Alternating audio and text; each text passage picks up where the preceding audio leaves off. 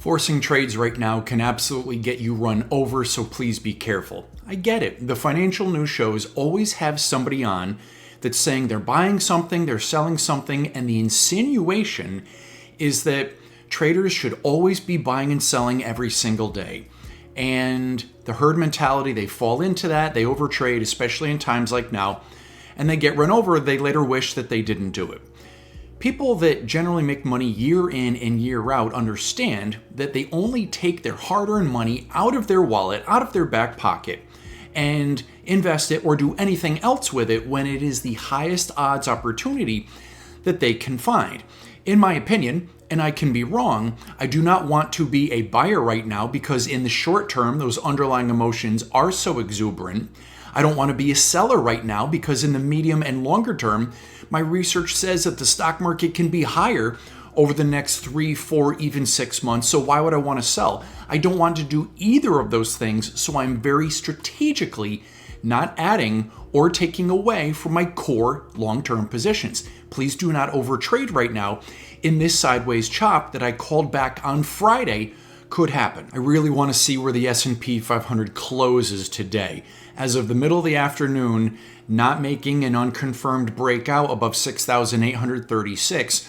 So in all technicality, the S&P 500 could fall as far as to 6,696. Now, I don't think that happens. I could be wrong. The next bullish move for the S&P 500 would be a unconfirmed and then a confirmed breakout.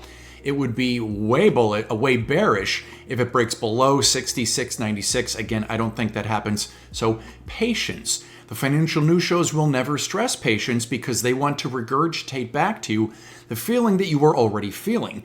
I am here to tell you what you need to hear.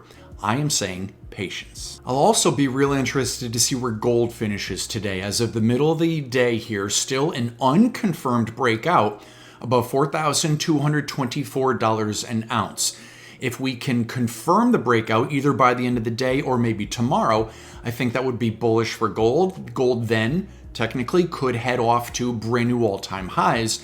If we wind up confirming over the next couple days the breakdown below 4,224, could be some time to take some short-term profits on gold. A little bit of patience. Let's see what happens over the next day or so. Really nothing happening in crude oil here, in my opinion. A lot of chop. I am not in a crude oil trade.